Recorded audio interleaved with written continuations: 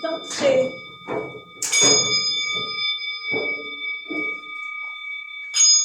Dans la forêt des contes,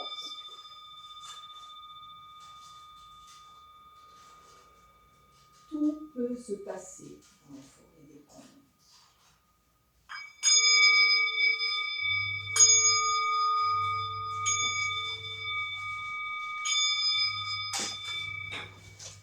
Il était une fois un meunier qui avait 3 fils.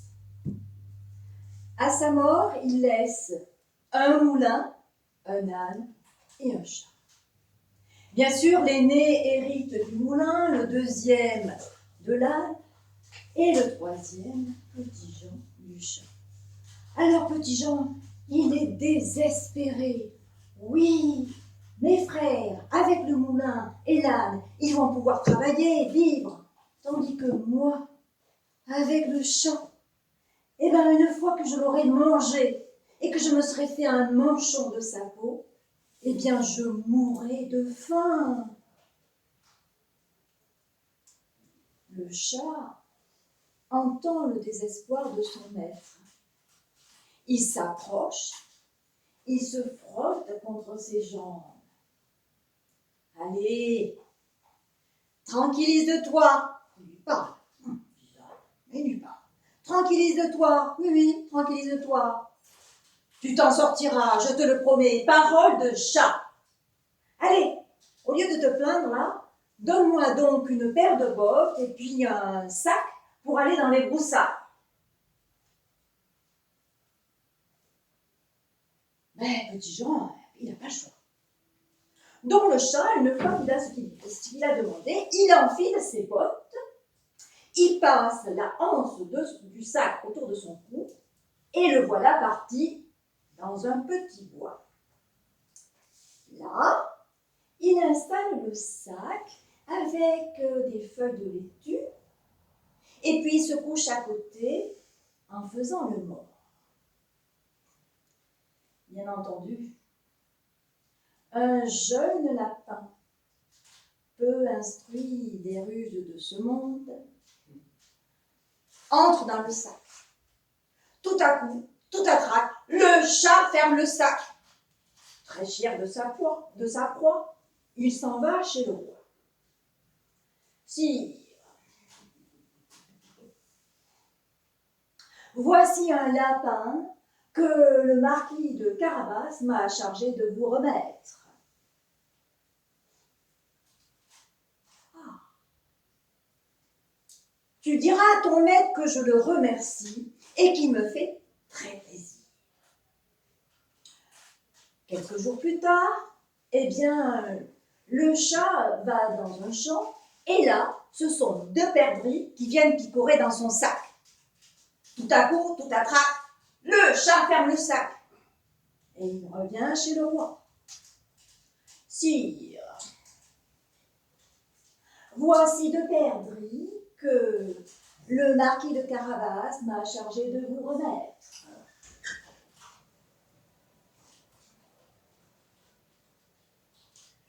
Tu remercieras ton maître et tu lui diras qu'il me fait grand plaisir. Quelque temps plus tard, le chat apprend que le roi va aller se promener le long de la rivière avec sa fille, la princesse. Alors le chat va voir Petit Jean. Écoute-moi. Je sens que la chance va te sourire aujourd'hui. Alors s'il te plaît, fais ce que je te demande et ne pose pas de questions. Regarde, il fait beau, alors tu vas aller te baigner. Viens, je t'accompagne à la rivière. Quand Petit Jean se baigne, on entend arriver le carrosse du roi. Au secours, au secours! Le marquis de Carabas se noie! Le marquis de Carabas se noie! Le roi reconnaît le nom du marquis qui lui a donné tant de gibier. Garde! Qu'on porte secours au marquis de Carabas! Le chat s'approche du carrosse. Sire, On a volé les habits du marquis de Carabas. Il ne peut pas se présenter devant vous et comme ça, devant vous et devant mademoiselle. Que l'on donne un de mes habits au marquis de Carabas. Alors, petit Jean, un habit de roi, s'approche, remercie gentiment mais simplement. Le chat est étonné de l'air, de l'allure élégante, charmante de son maître, le marquis de Carabas, enfin petit Jean. Il surprend le regard attendri de la princesse. Bien entendu, le roi invite le marquis de Carabas à les accompagner dans leur promenade. Alors là, le chat prend les devants et de l'avance sur le carrosse. Le chemin traverse un pré où des paysans sont en train de faucher. Braves gens qui fauchez, si vous ne dites pas que ce pré appartient au marquis de Carabas, vous serez tous hachés, menus comme de la chair à pâté. Un peu plus loin, le carrosse traverse un champ de blé où des paysans sont en train de moissonner.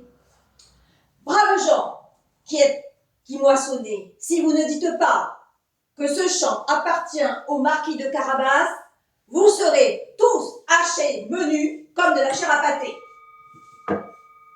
Bien entendu, le roi ne manque pas de poser la question. Et tous, faucheurs, moissonneurs, répondent « Au marquis de Carabas, au marquis de Carabas !» Ils ont tellement peur. Pendant que le roi félicite le marquis de Carabas sur ses beaux champs, ses beaux blés, ses beaux prés, eh bien, le chat aperçoit au loin, en haut d'une colline, un château imposant. Il apprend que ce château appartient à un ogre très riche, mais très méchant. Et cet ogre, il possède tous les champs, toutes les forêts, tous les bois, à perte de vue. Alors le chat se présente au château et demande à saluer le maître de ces lieux. Monseigneur, je n'ai pas résisté au plaisir de venir vous saluer, monseigneur. Voilà, j'ai vu que vous possédez de belles choses et vraiment, je vous en félicite. Mais on m'a dit aussi, monseigneur, que vous avez un don exceptionnel. Celui de vous transformer en toutes sortes d'animaux, un éléphant, un lion. Tout à coup, devant lui, ce n'est pas l'ogre qu'il a, le chat, mais un lion rugissant. Alors il saute sur le bord de la fenêtre. Mais il glisse, il se retourne. Non, il n'y a plus le lion, mais l'ogre. Oh, monseigneur, monseigneur, monseigneur, vous m'avez fait peur. Oh, mais monseigneur, on me dit aussi, mais j'ai un peu de mal à le croire, monseigneur, que vous avez le don de vous transformer en de tout petits animaux, comme un rat ou une souris. Et tout à coup, devant lui, il y a une petite souris qui trotte sur le plancher. Alors là, le chat saute dessus, l'attrape et la croque. Il la hache, menue, comme de la chair à pâté.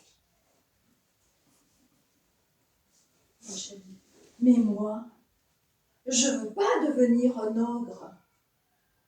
Je ne veux pas que la peur et la terreur règnent dans le pays. Il n'a pas le temps de réfléchir davantage. Voici que le carrosse arrive dans la cour. Alors il descend. Sire, bienvenue au château du marquis de Carabas. Comment? Marquis, ce château est aussi à vous? Oh, faites-moi visiter, s'il vous plaît. Le marquis de Carabas donne le bras à la princesse et ils suivent le roi et le chat pour la visite. Ils arrivent dans une grande salle magnifiquement décoré avec des fleurs, des voilages. Et au milieu, un grand banquet avec des mets de toutes sortes, des plateaux de gâteaux, des pyramides de fruits. En fait, c'est l'ogre. Il avait invité ses amis. Mais ses amis, quand ils ont vu que le roi était là, eh bien, ils sont partis. Tarda. Alors, le roi, la princesse, le marquis de Carabas goûtent les mets, les fruits, et puis boivent un petit peu. Et après quelques verres, le roi s'adresse au marquis de Carabas. Dites-moi, marquis, il ne tient qu'à vous de devenir mon gendre. Alors là, le chat arrête tout. Ah non, il fige les personnages. Ah non, non, non, ça va trop vite. Quand elle va apprendre qu'elle a épousé un meunier, ah, ça va pas le faire. Hein. Là, le conte de fées, ça va être terminé. Alors le chat, il fixe Petit Jean. Il le regarde droit dans les yeux. Et il ranime. Les personnages reprennent vie. Sire, je suis très honorée, mais nous devons d'abord apprendre à nous connaître, il me semble. Oui, renchérit le chat, laissons un peu de temps à ces jeunes gens quand même. Oui. Eh bien, ces jeunes gens, ils ont appris à se connaître. Elle a appris qu'il s'appelle Petit Jean. Il a appris qu'elle s'appelle Rosalie. Ils ont écouté le vent, les oiseaux et les gens autour d'eux. Et ils ont regardé le monde avec des yeux neufs, des yeux d'amoureux. Ah, ils ont aussi cultivé leur jardin. Ils ont appris à gérer les mauvaises herbes et les orages. Et le chat, eh bien le chat, figurez-vous qu'il est resté avec eux. Il a veillé sur eux pour que le merveilleux reste dans leur cœur, leurs yeux et autour d'eux.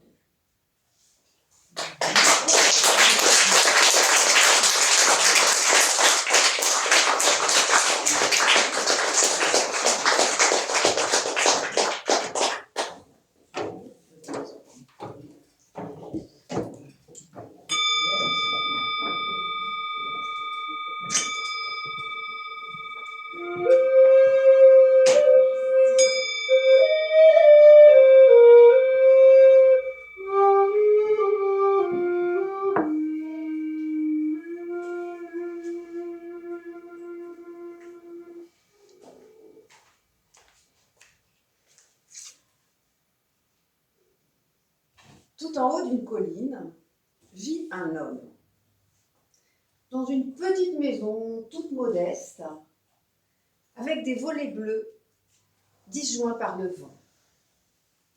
Tout autour de la maison, il a un petit jardin, et sur le versant sud, un vieux pommier tout tordu. C'est à l'ombre de ce pommier que l'homme aime aller faire sa sieste. À chaque fois qu'il dort, il fait le même rêve. Il rêve qu'il trouve un trésor. À chaque fois, c'est la même chose. Il le voit bien. C'est une ville traversée par un fleuve, enjambée par un pont. Sous la première arche de ce pont, il est là, le trésor. Ça l'obsède. Il me le faut. Un jour, il se décide, il part. Il marche. Il marche longtemps. Il traverse plein d'obstacles.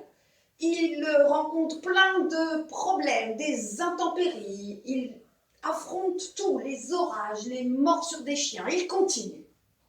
Et à chaque fois qu'il s'arrête, à chaque fois qu'il s'endort, le rêve revient. De plus en plus précis. Il voit de plus en plus clairement les contours de la ville, les méandres du fleuve. Un jour, il arrive sur une hauteur et là, il la voit.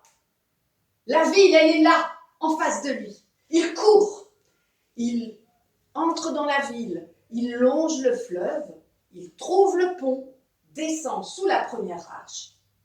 Là, juste là, un homme est endormi. Eh, qu'est-ce que vous faites là, qu'est-ce que vous faites là? Oh, mais je dors. Enfin, je dormais. J'étais en train en plus de faire mon super rêve. J'étais en train sur le point de trouver un trésor. Et là, vous me réveillez. Un trésor? Ici? Mais non, pas ici, enfin. Si j'avais un trésor ici, ben je ne serais pas ici. Non, mon trésor, je le vois. À chaque fois que je m'endors, il est tout en haut d'une colline, près d'une petite maison, avec des volets bleus. Je le vois bien. Des volets bleus, tout disjoints par le vent, et sur le côté, il y a un arbre, un vieux pommier, tout tordu. Il est là, le trésor.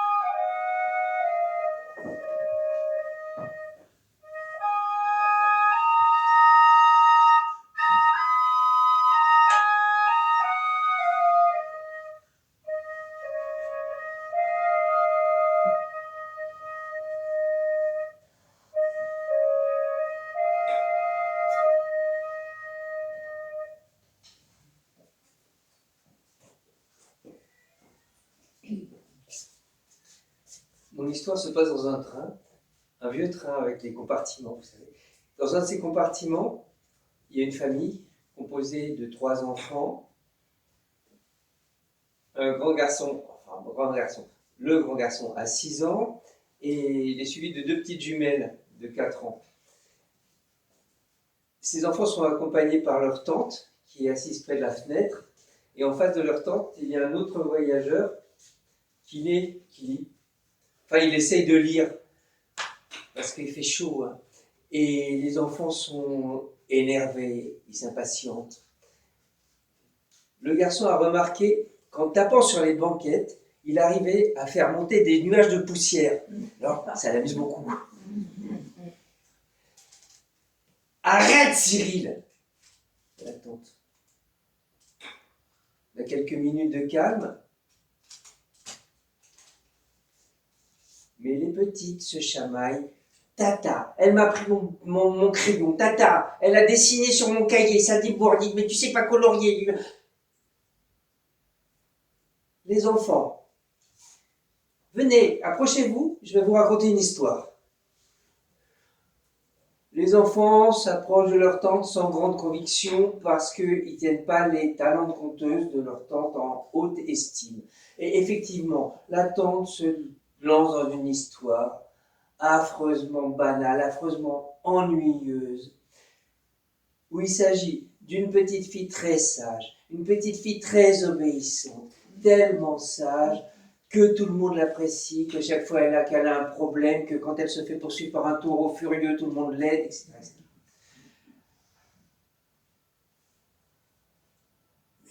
Elle est ennuyeuse ton histoire, Tata.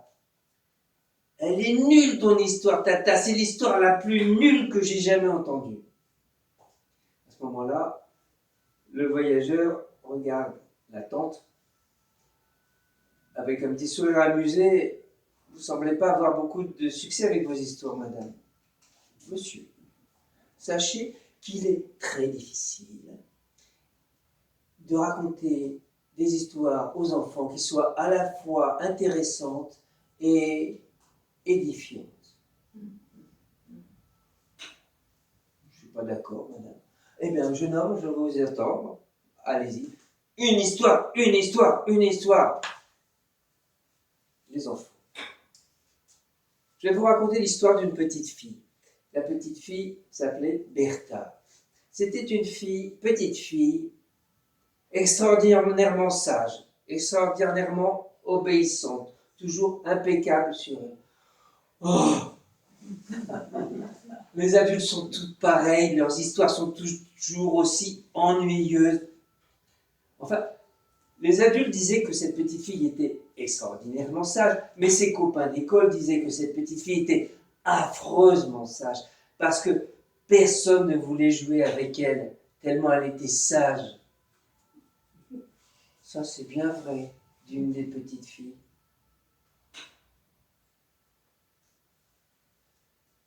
La petite Bertha était tellement extraordinairement sage, affreusement sage, fait Cyril, affreusement sage, qu'elle a gagné 3 médailles. Une médaille pour les bonnes manières, une médaille pour la ponctualité et une médaille pour l'obéissance. Et la petite Bertha se promenait. Elle avait attaché les 3 médailles sur sa robe blanche. Elle se promenait avec son petit chapeau rose, ses petits mocassins vernis. Et elle faisait teinter ses médailles fièrement. Regardez comme je suis sage dans toute la vie. Et, il ne faut pas dire et, le prince, la réputation de la petite Bertha est parvenue jusqu'aux oreilles du prince qui fait proclamer solennellement: la petite Bertha aura désormais l'autorisation de se promener 1 fois par semaine, tous les dimanches, dans le merveilleux parc du prince. Effectivement, Bertha, tous les dimanches, pénètre dans un parc absolument féerique. Il y a des petits cochons, mais ces petits cochons sont de toutes les couleurs. Il y a des rouges, des bleus, des verts, des jaunes.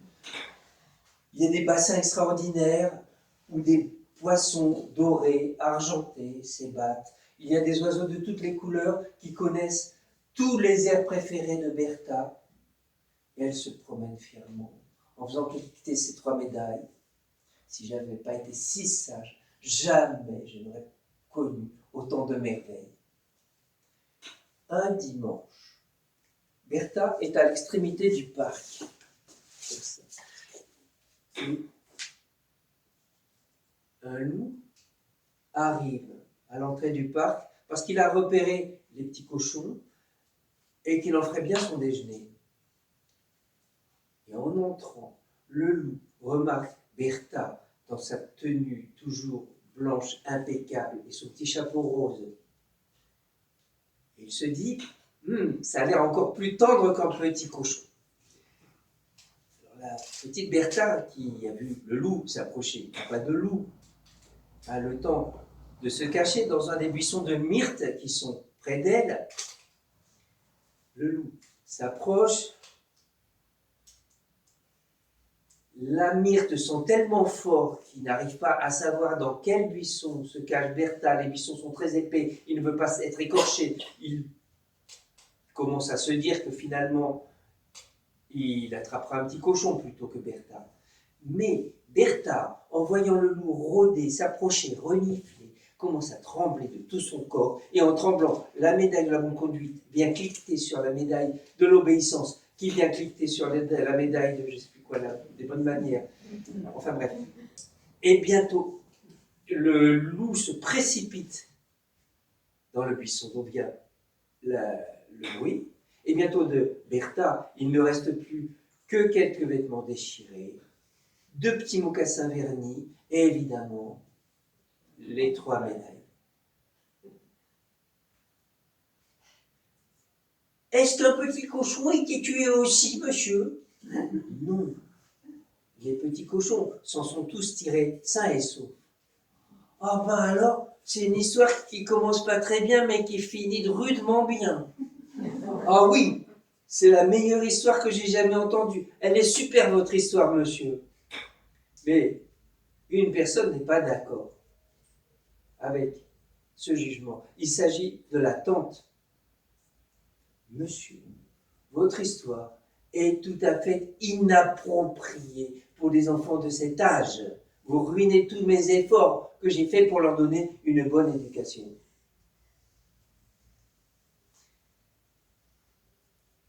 On arrive, enfin. Le voyageur s'apprête à descendre. La tante se lève, habille les enfants.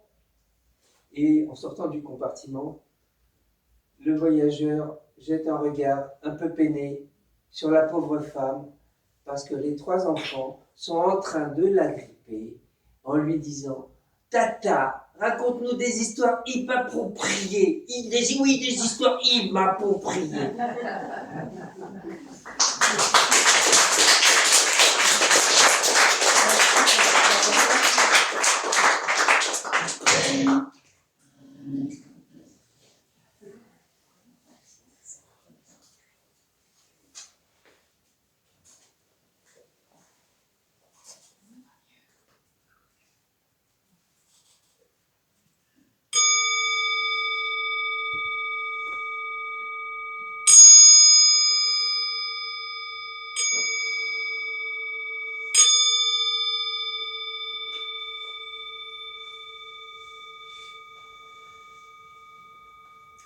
Il était une fois un roi d'Arménie. Ce roi avait tout pour être heureux. Mais il y avait une ombre au tableau. Voyez-vous, dans son jardin magnifique se trouvait un rosier légendaire qui se nommait Amna Hakan. Voyez-vous, en arménien, Amna veut dire immortel.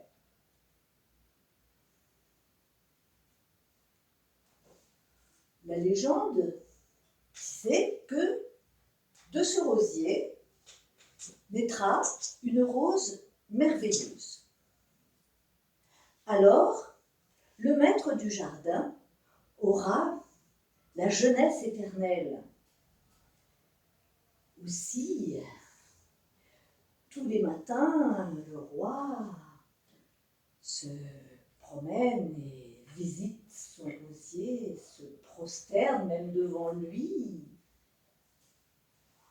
Mais pas un bouton ne fleurit. Il fait venir les plus grands jardiniers de la terre.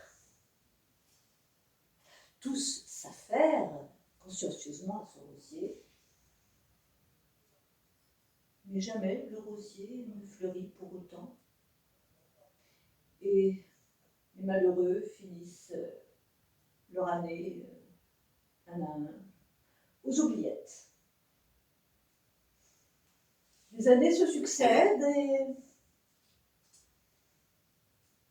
12 années passent. Un jeune jardinier se présente au roi. Il se nomme Samuel. Sire, je suis votre jardinier. Je vais faire fleurir votre rosier. Le roi le prend un petit peu de haut. Mais enfin, toi, si jeune, ne sais-tu pas que 12 jardiniers avant toi se sont succédés et ont terminé leur vie aux oubliettes? Oui, sire, mais je veux faire fleurir votre rosier. Et puis, je ne veux pas du tout finir ma vie aux oubliettes. Soit, dit le roi, il embauche le jardinier. Aussitôt, Samuel se met à la tâche, s'approche du jardinier, le soigne, lui apporte du terreau, lui l'arrose d'eau, couvre ses racines pour le protéger du froid l'hiver, coupe ses feuilles malades, le haut de ses feuilles malades.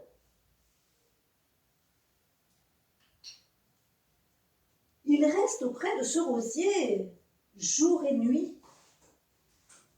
On dit même que le soir il lui chante des berceuses. Le printemps revient, le rosier se couvre de feuilles. Malheureusement, toujours pas de roses fleuries sur ce rosier. Samuel est consterné.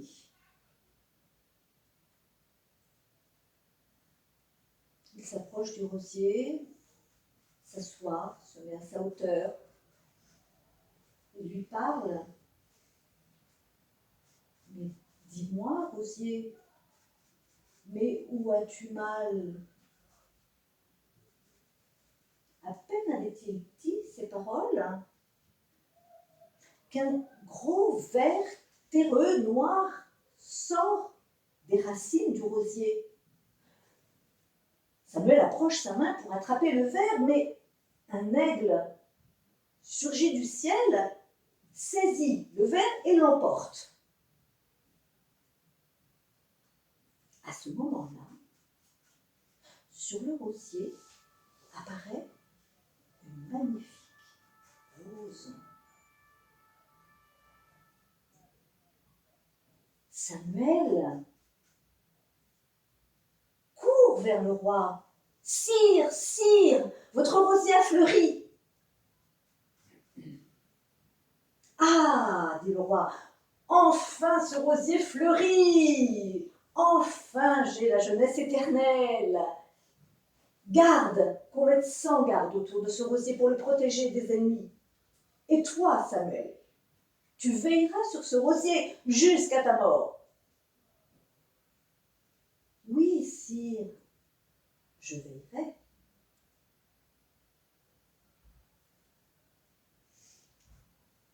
Les années passent. Le roi vieillit. Bientôt, il sent qu'il va mourir. Ah, se lamente-t-il. Mais cette légende était une belle hiverne.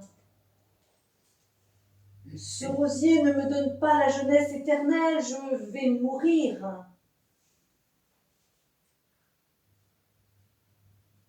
Samuel s'approche de son roi.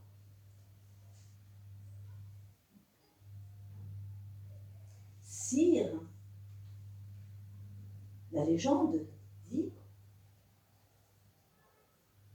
que lorsque le rosier naîtra une rose, et alors le maître du jardin aura la jeunesse éternelle. Mais le maître du jardin, sire, ce n'est pas celui qui possède le jardin, mais c'est celui qui en prend soin, avec amour et sagesse.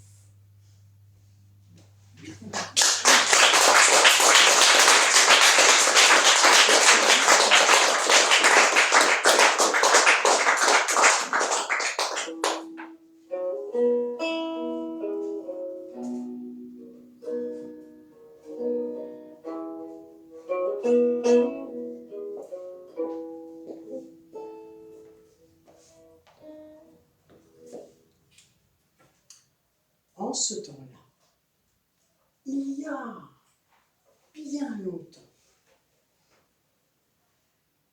le calife de Bagdad était un brave homme. Il essayait d'être juste avec son peuple. Il veillait sur lui, il veillait sur le bien-être de son peuple. Il veillait aussi à une certaine moralité. Il avait soif de sagesse, de justice, de philosophie. L'histoire n'a pas retenu le nom de ce calife, mais ce qu'on sait, c'est qu'il était un grand admirateur de son illustre prédécesseur, le calife Haroun al-Rachid. Et comme lui, il aimait se vêtir en homme du peuple et rôder à la nuit tombée dans les quartiers éloignés de son palais, les quartiers populaires. Voilà qu'un soir, il se retrouve dans un quartier éloigné du palais, un quartier très pauvre qu'il ne connaît pas du tout. La nuit est tombée, on n'entend pas un bruit, on ne voit rien. Mais subitement, le calife croit entendre des rires, des chants. Il s'aventure un peu plus avant, et oui, tout à fait au fond d'une ruelle, une maison est éclairée. Il s'en approche, la maison est presque entièrement délabrée. Il ouvre la porte et se retrouve dans une pièce unique, un tapis usé sur le sol, avec quelques enfants, un homme, une femme, des musiciens. Et tout ce monde-là mange de l'agneau rôti, boit du vin de figue, chante, les musiciens jouent de leur instrument et tout le monde rit. Et l'ambiance est très joyeuse. En apercevant cet homme vêtu en porteur d'eau, le maître de maison se lève, se précipite. « Oh, sois le bienvenu! Vois-tu, je m'appelle Mouloud. J'ai une échoppe de cordonnier à quelques rues d'ici. Tout ce que je gagne le jour en travaillant, je le dépense le soir en nourriture pour faire vivre ma famille et réjouir aussi leur cœur. J'invite toujours quelques musiciens. Sois le bienvenu. Quand un étranger se présente, je suis le plus heureux des hommes. Viens avec nous. » Le porteur d'eau s'assied, remercie, salue la compagnie, mange et boit avec eux. Puis il dit à Mouloud, mais n'est-ce pas un peu étourdi de ta part de dépenser chaque soir tout ce que tu as gagné dans la journée? Et si les mauvais jours arrivaient, que ferais-tu? Vois-tu, celui qui se préoccupe du lendemain se fait un triste aujourd'hui. Moi, j'ai la tête bien solide sur mes épaules, j'ai 2 bras, habiles à travailler. Je saurai toujours me tirer d'affaire. Il est l'heure de se quitter, d'aller dormir. Le faux calife rentre chez lui après avoir abondamment remercié Mouloud. Mais dès le lendemain, il ordonne de faire fermer toutes les échoppes de la rue en question, pour cause de travaux d'assainissement. Le soir venu, il reprend son habit de porteur d'eau, bien certain de trouver un Mouloud affligé. Il arrive dans le quartier et de très loin, il entend le son des instruments, des rires, des chants. Il pousse la porte. « Ah, te voilà revenu, mon ami! Prends place! Figure-toi que le calife, que les cauchemars peuplent ses nuits, a fait fermer toutes les échoppes de la rue pour des travaux. Bon, je suis allé un peu plus loin, j'ai repeint la devanture d'un voisin, j'ai réparé la porte d'un autre, j'ai scié du bois pour un 3e, j'ai désherbé le jardin d'un 4e.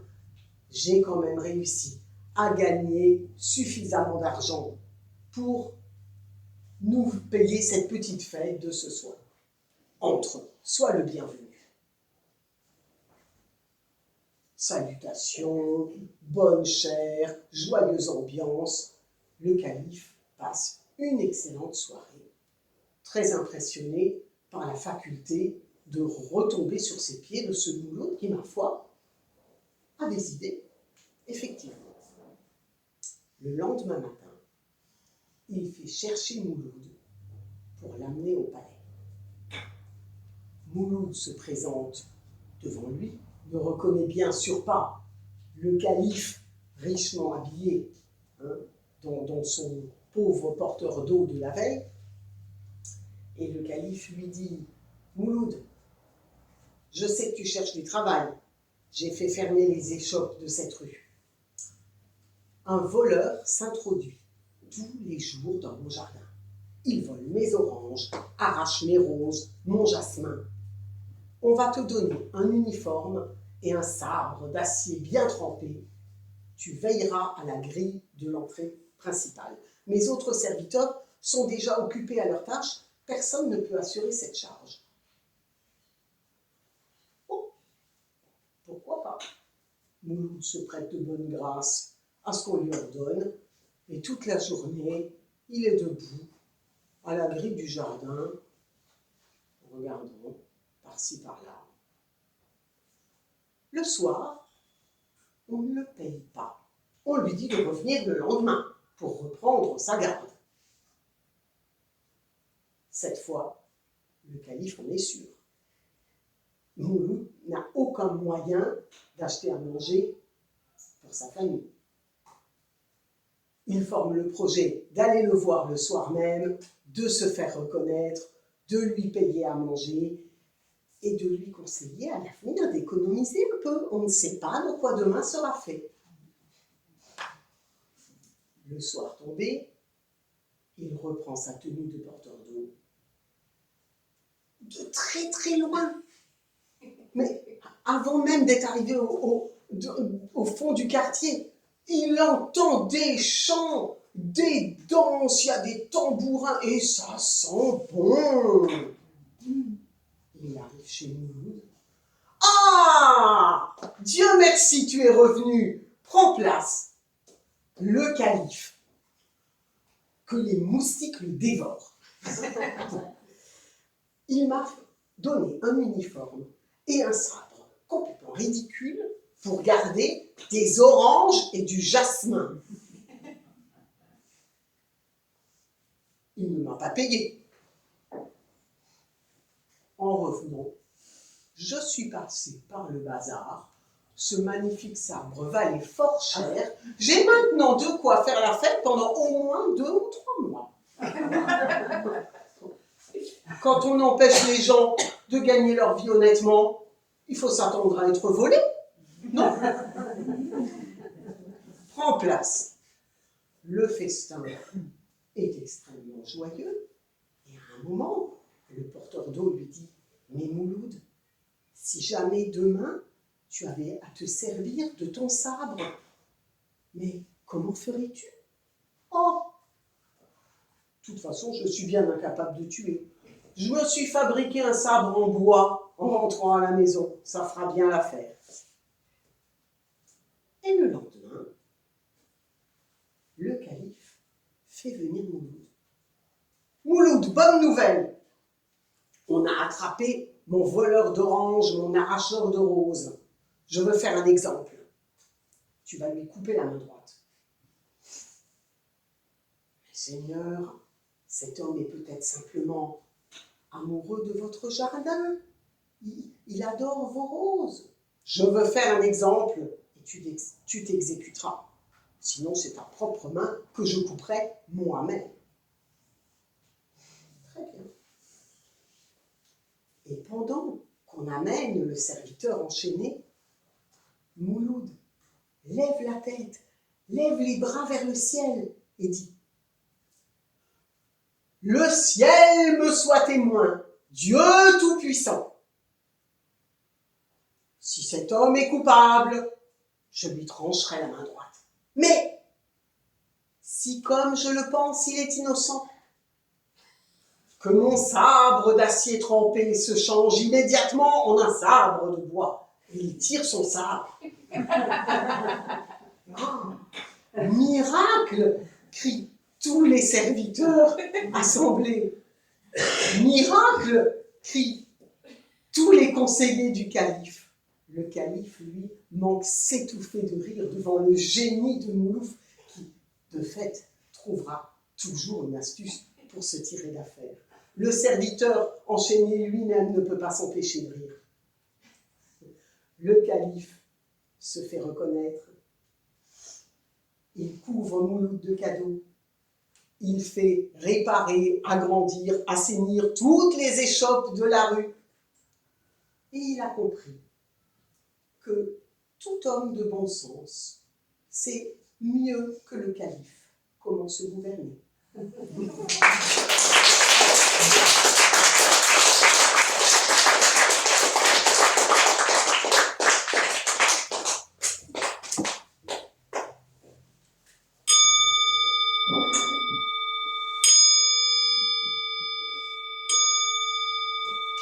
on avait dit à Bobby Stone ce qui allait se passer ce jour-là,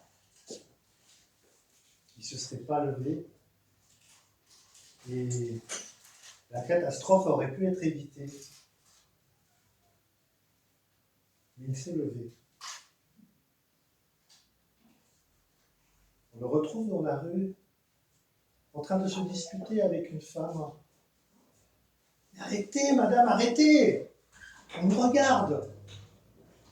Et effectivement, un attroupement est en train de se former autour d'eux.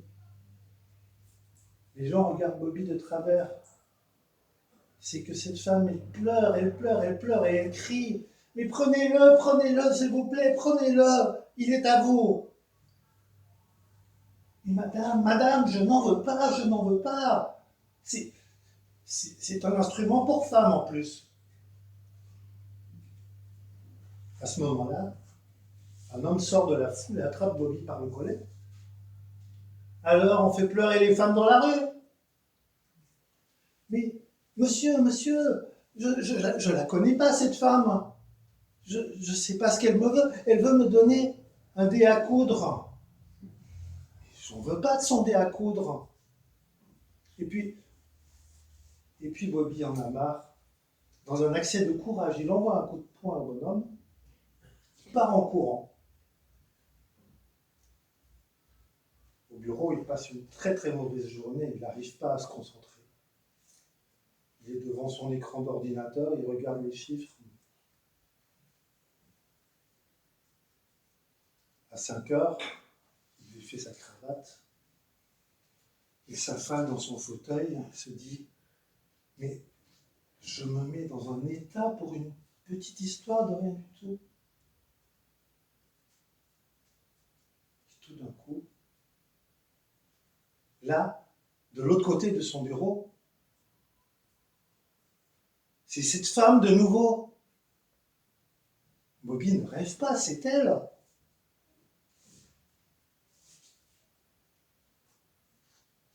Si vous ne prenez pas ce dé tout de suite, si vous ne le prenez pas immédiatement, je l'emporterai et vous ne l'aurez jamais. Et c'est vous qui me courrez après pour l'avoir. Bobby est comme pétrifié sur son fauteuil, là. Les yeux ouverts, la bouche ouverte. Il dit rien. La femme dit « Bon, c'est comme ça. Alors d'accord. » Elle se lève et part en courant. Bobby retrouve ses esprits. Mais ce dé, je le veux ce dé. Ce petit dé avec les petits trous dedans. Mais il me le faut. Il se lève, court après la femme et la rattrape. « Ah, tu croyais que tu allais l'avoir que pour toi, hein? Mais non, pas du tout. Regarde ce que tu vas avoir. »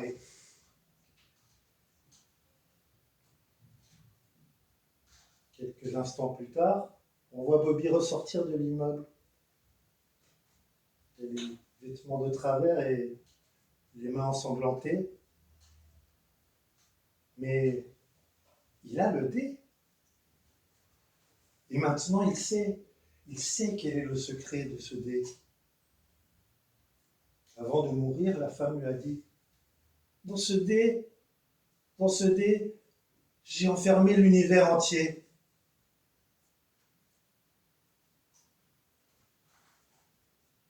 Le lendemain matin, Bobby se réveille et ne se souvient de rien. Il voit un dé à coudre sur sa table de chevet. Qu'est-ce que c'est que ce machin?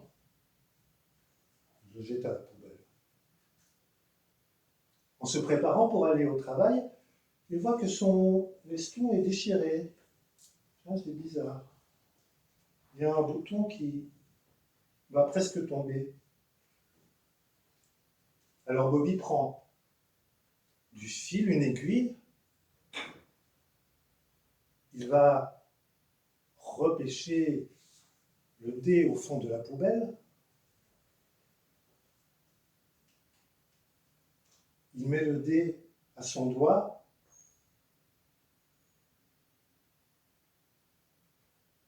Bobby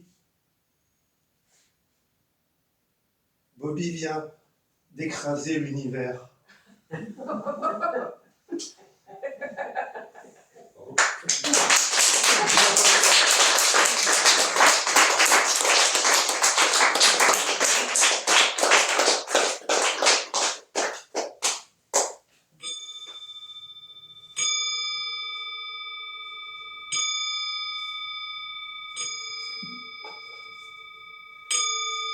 Bonsoir, je crois qu'on se connaît.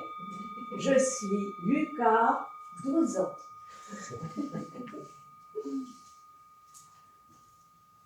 Ce jour-là, j'étais encore en pyjama. Je ne savais pas quoi mettre.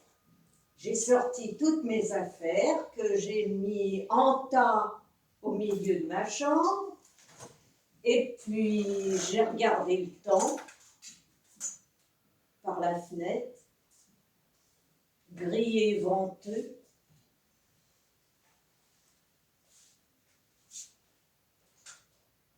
Qu'est-ce que je pourrais bien mettre?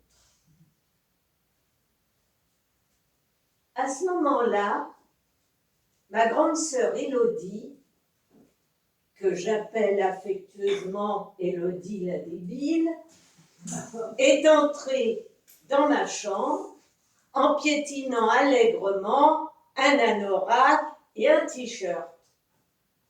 « Comment tu me trouves ? Chiante ! Et fais attention où tu mets les pieds. » »« Mais non !» dit Élodie. « Comment tu me trouves ?» Alors j'inspecte. Pantalon taille basse, t-shirt blanc avec un grand carré rouge et maquillage assorti. Ferme la porte, il y a du courant d'air. Ah, t'es nul! Dépêche-toi de me dire ce que t'en penses. Farid arrive dans une demi-heure. Farid? Qui est Farid? Je n'ai pas le temps de poser la question qu'elle est déjà partie en claquant la porte. Farid, ça doit être son fiancé de la semaine. Ah, qu'est-ce que je vais bien pouvoir mettre? Alors ça, c'est un t-shirt de Snoopy, mais c'est un peu petit. Trop petit. Et ce machin jaune là. Ah, ben c'est un vieux peignoir de mon père. Mais qu'est-ce qu'il fait là? À la poubelle. Et là, comment tu me trouves? C'est encore Élodie. Ruban noir, longue robe noire, chaussures noires, une tonne de noir autour des yeux. Tu crois pas qu'il y a un peu trop de couleurs? Élodie se pavane et amorce un défilé de mannequins et me dit « De toute façon, t'es nulle, ça me va super bien. » Et elle s'en va. Tant mieux. Qu'est-ce que je vais bien pouvoir mettre? J'ai bien trouvé ce pantalon de marque, c'est un cadeau, mais je n'ai pas la veste qui va avec. Comment faire?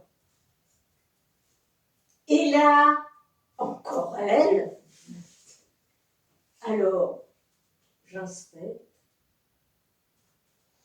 Si je plaisante, elle ne va pas comprendre. Bon. Alors,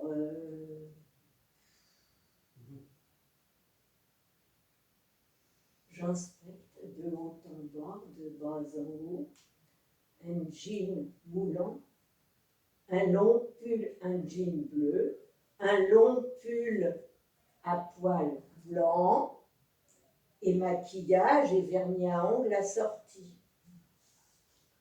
Ah, ça, c'est super. Tu crois vraiment que ça va lui plaire? Élodie fait quelques pas comme si elle défilait dans une grande revue de couture. Ah oui, ça c'est clair, il va craquer. Tu parles si ça m'intéresse. Bon, alors Élodie s'en va fièrement. Tout ce cinéma pour un mec, quand même. Hein. Et moi, qu'est-ce que je vais mettre?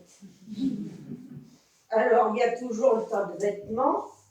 Alors, je shoote de toutes mes forces dans le tas de vêtements et j'attrape au vol un maillot du FC Sochaux.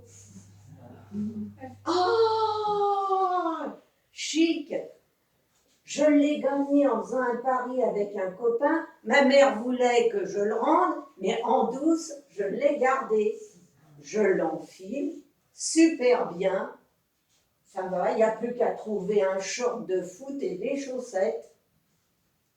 Ah bah tiens, c'est sur le bureau, je vais pouvoir m'habiller. Coup de sonnette. Une galopade dans le couloir. Ça, c'est Élodie qui va ouvrir à son chéri. Quelle tête il a, son chéri? Oh, il faut que j'aille voir. Je sors dans le couloir et je trouve Farid, jean, jogging noir à bandes rouges, basket super neuve. Il se retourne, salut, on se chèque les mains. Ah, waouh, dit Farid, super la tenue. Moi aussi, je suis fan du FC Sochaux. Ah bon? Alors, sympa le mec. On commence à discuter. Alors, le prochain match, les victoires passées, les qualités de l'entraîneur. Ah, on est à fond ensemble. Élodie me donne un coup de coude, me pousse, se place devant moi. Mais Farid ne voit rien du tout, il continue de discuter avec moi. Soudain, un grand cri, une porte qui claque, et Farid et moi, on se retrouve tout seuls dans le couloir. Farid me regarde. Je lui dis, de toute façon, ça ne pouvait pas le faire. Tu as vu les couleurs qu'elle porte? Elle est à fond pour Auxerre.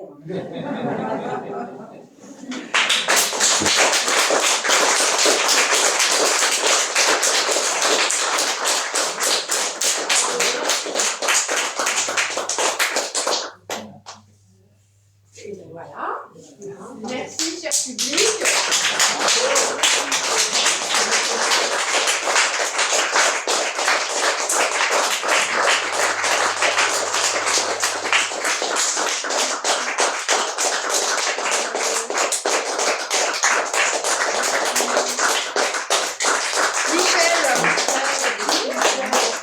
Michel, notre metteur en scène, notre conteuse professionnelle, qui nous dit phrase à phrase.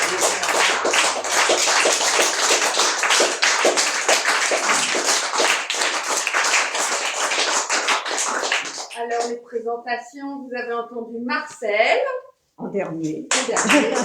Hélène, Olivier, Catherine, Isabelle, Pascal et Jean. Et